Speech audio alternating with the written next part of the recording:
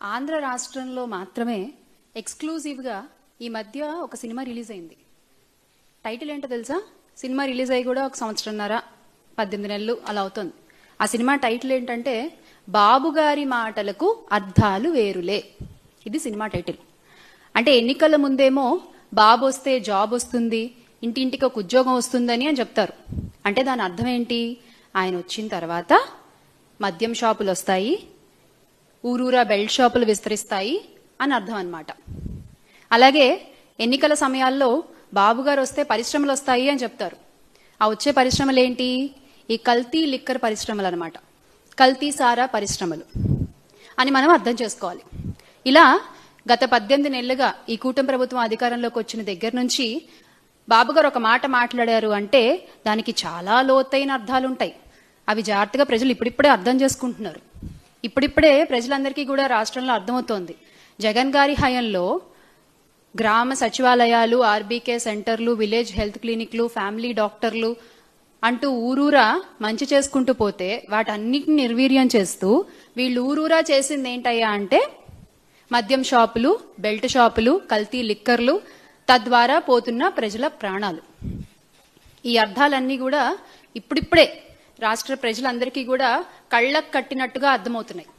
అంటే ఈ మద్యం మాఫియాతో ఒక అనాగరిక అరాచక పాలన కొనసాగుతోంది ఈ రోజున ఆంధ్ర రాష్ట్రంలో. మీరు ఎనీ టైం మీరు వెళ్ళండి, మీకు మద్యం దొరుకుతుంది. ఒక ఆప్షన్ కూడా కాదు, 100 ఆప్షన్లు ఉంటాయి మీకు. చక్కగా మీరు చూస్ చేసుకోవచ్చు. మీరు ఆ మద్యాన్ని తాగొచ్చు, ఆ కల్తీ మద్యాన్ని. మీ ప్రాణాల బాధ్యత. మరి తర్వాత ఇంకేమవుతుందో అది దేవుడికే ఎరుక. ఇది రాష్ట్రంలో ఈ రోజున పరిస్థితి. అసలు 24 గంటలు ఏరులై పారుతున్న మద్యం, అర్ధరాత్రి అపరాత్రి అన్న టైం కూడా లేదు. అంటే 12 గంటలు 1 గంటలకు కూడా మద్యం దొరుకుతోంది ఈ రోజున ఆంధ్ర రాష్ట్రంలో. అసలు ఈ టైంకి, ఈ అర్ధరాత్రి టైంకి కూడా మద్యం ఎందుకు దొరుకుతోంది అంటే ఒకవైపు బెల్ట్ షాపులు, మరొక వైపు కల్తీ మద్యం, రెండింటినీ చక్కగా బ్యాలెన్స్ చేసుకుంటూ పర్ఫెక్ట్ బిజినెస్ నడిపిస్తుంది ఈ కూటమి ప్రభుత్వం. దానికి తోడుగా అసలు ఈ మద్యం అనేది కల్తీదా అసలుదా తెలియని ఒక గందరగోళ పరిస్థితిలో కూడా ఈ రోజున ఆంధ్ర రాష్ట్ర ప్రజలు ఉన్నారు. బాటిల్ కొనుక్కుంటారు, ఆ మద్యం బాటిల్ పైన స్టిక్కర్ చూసి కొనుక్కుంటారు. అది నకిలీదా అసలుదా కూడా తెలియని పరిస్థితిలో ఈ రోజున రాష్ట్ర ప్రజలు ఉన్నారు. ఈ మధ్య ప్రభుత్వం ఒక జీవో విడుదల చేసింది గమ్మత్తుగా. బాటిల్ పైన ఒక క్యూఆర్ కోడ్ ఉంటుంది, దాన్ని స్కాన్ చేస్తే మీకు అసలుదా నకిలీదా మద్యం అనేది తెలుస్తుందట.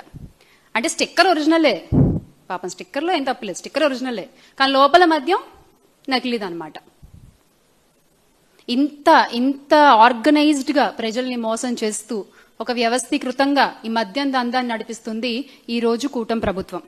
అర్ధరాత్రి అపరాత్రి అనే తేడా లేకుండా మద్యం విచ్చలవిడిగా అమ్ముతుండడంతో, విరివిగా దొరుకుతుండడంతో, అందుబాటులో ఉండడంతో ఎక్కడికక్కడ ప్రజలు దాన్ని కొనుగోలు చేస్తున్నారు, తాగుతున్నారు. రోడ్ల మీదకి వచ్చేసి వాళ్ళకి ఇష్టం వచ్చినట్టుగా ప్రవర్తిస్తున్నారు. అంటే ఇంతకు ముందు వాళ్ళ నాయకుడు కూడా, మన గౌరవ ఉప ముఖ్యమంత్రి గారు పీపీపీ గారు కూడా చెప్పారు కదా, మీరు తీయండి బైక్ సైలెన్సర్లు తీయండి, మీరు విచ్చలవిడిగా పేట రేగిపోండి, ఏమవుతుందో నేను చూసుకుంటానని చెప్పి. సో ఒక ధైర్యం వచ్చేసింది అనమాట ఈ రోజున నేరగాళ్ళందరికీ కూడా. ఒక ధైర్యాన్ని ఇచ్చింది ఎవరు? ఈ కూటమి ప్రభుత్వమే. ఎలా? ఈ మద్యం ద్వారా. అదే మీరు ఒక టైం అంటూ రిస్ట్రిక్ట్ చేసి ఇంతవరకే మీకు మద్యం దొరుకుతుంది అని చెప్తే ఇన్ని ఘోరాలు, ఇన్ని అఘాయిత్యాలు, ఇన్ని అత్యాచారాలు, ఇన్ని అన్యాయాలు జరిగే అవకాశం తగ్గుతుంది కదా. మొన్న కర్నూలు బస్సు విషాదం తీసుకున్నట్లయితే గనక ఆ బైకర్ అర్ధరాత్రి మద్యాన్ని కొనుగోలు చేసి ఆ మద్యం మత్తులో బైక్ నడిపి పరోక్షంగా 19 మంది ప్రాణాలు పోవడానికి కారణం అవ్వలేదా? దానికి కారణం ఈ నకిలీ మద్యం కాదా? ఈ మద్యం మాఫియా కాదా? అసలు హైవే పక్కన బెల్ట్ షాపులు నడుపుతారా మీరు? అలా చేయొచ్చా? మీకు బాధ్యత లేదా ప్రజల ప్రాణాల పట్ల? ముఖ్యంగా ఈ బెల్ట్ షాపులపై మాకు కొన్ని ప్రశ్నలు ఉన్నాయి. ఆ ప్రశ్నలకి సమాధానం చెప్పే దమ్ము, సమాధానం చెప్పే సత్తా ఈ కూటమి ప్రభుత్వానికి ఉంటే సమాధానం చెప్పండి. కొన్ని ప్రశ్నలు ఉన్నాయి మాకు. కర్నూలు బస్సు ప్రమాదానికి సంబంధించి రాష్ట్ర ప్రభుత్వం సమాధానం చెప్పగలరా? మీరు దీనికి బాధ్యత తీసుకుని మీరు సమాధానం చెప్పగలరా? మద్యం విచ్చలవిడిగా అమ్మడం వల్లే ఈ ప్రమాదం జరగలేదా? దీన్ని మీరు కాదనగలరా? అలాగే మీ విచ్చలవిడి విక్రయాల వల్ల హైవేల్లో మద్యం అమ్మడం వల్ల ఈ ప్రమాదం జరిగింది. ఇది రాష్ట్ర ప్రభుత్వం బాధ్యతారాహిత్యం కాదా? హైవేకి అత్యంత సమీపంలో అసలు మద్యం షాపులు ఎందుకు నిర్వహిస్తున్నారు మీరు? అది తప్పని మీకు తెలీదా? రాత్రి 7 గంటలకు 8:45 శివశంకర్ అనే వ్యక్తి లిక్కర్ తాగారని మీరు చెప్తున్నారు. ఆ సమయంలో తాగితే తెల్లవారుజామున 3 గంటలకు బస్సు ప్రమాదం జరిగింది. ప్రభుత్వ వాదన పేలవంగా ఉంది కదా, ఈ విషయం మీకు అర్థం కావట్లేదా? మీరు చెప్పేటువంటి వాదన ఏదైతే ఉందో, మీరు చేసేటువంటి వాదన అది ఎంత పేలవంగా ఉంది. అది దొరికిపోతున్నారు కదా మీరే అక్కడ. లక్ష్మీపురంలో బెల్ట్ షాప్ నిర్వహిస్తున్న మాట వాస్తవం కాదా? బెల్ట్ షాప్ నిర్వహిస్తున్న వ్యక్తి తన ఇంటి సీసీ కెమెరా కూడా పెట్టారు. మరి ఎందుకు మీరు ఆ ఫుటేజ్ బయట పెట్టట్లేదు? ఎందుకు ఆ వ్యక్తిని మీరు విచారించట్లేదు? అంటే ఈ నిజాలు బయటకు వస్తే మీ లోసుకులు బయటపడతాయనా? మీ తప్పు బయటపడుతుందనా?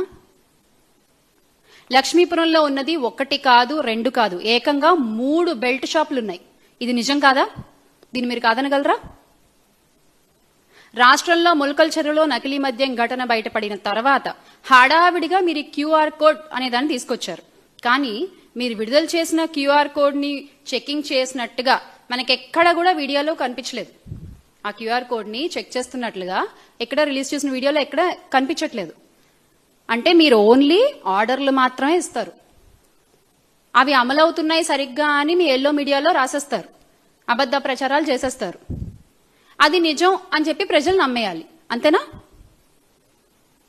లిక్కర్ షాపులు నిర్వహించేది టీడీపీ వాళ్లే, బెల్ట్ షాపులు పెట్టి అమ్మేది టీడీపీ వాళ్లే. అలాంటప్పుడు ఎవరు క్యూఆర్ కోడ్ ను స్కాన్ చేస్తారు? మీకు దమ్ముంటే ఆన్సర్ చేయండి క్వశ్చన్. ఎవరు క్యూఆర్ కోడ్ ని స్కాన్ చేస్తారు? ఎవరు నిజాన్ని బయట పెడతారు? రాష్ట్ర వ్యాప్తంగా ఈ రోజున 1 కాదు 2 కాదు 1,50,000కు పైగా బెల్ట్ షాపులు అనధికారికంగా నడుస్తున్నాయి.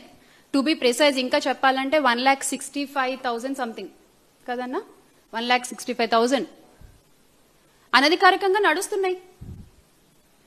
ఈ నకిలీ మద్యాన్ని మీరు ప్రజలకు అమ్మి మీరు డబ్బులు బాగానే చేసుకుంటున్నారు, కానీ పోయేది ప్రజల ప్రాణాలు కదా. వాటి గురించి ఎవరు మాట్లాడతారు? ఎవరు మాట్లాడరు. వ్యవస్థీకృతంగా జరుగుతున్నటువంటి ఈ క్రైమ్ ఏదైతే ఉందో, ఈ ఆర్గనైజ్డ్ క్రైమ్ కి పూర్తి బాధ్యత కూటమి ప్రభుత్వం వహించాల్సిందే. మీరు తప్పించుకోవాలన్నా తప్పించుకోలేరు, తప్పించుకోనివ్వం. నకిలీ మద్యం చిన్నపాటి ఫ్యాక్టరీలు ఈ రోజున రాష్ట్రం అంతా కూడా వ్యాపించున్నాయి.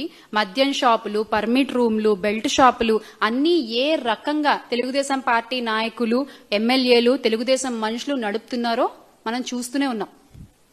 మనందరం కూడా చూస్తూనే ఉన్నాం. మద్యాన్ని వాళ్లే తయారు చేస్తారు, వాళ్లకు చెందిన షాపుల ద్వారానే మద్యాన్ని వాళ్ళు అమ్ముతారు.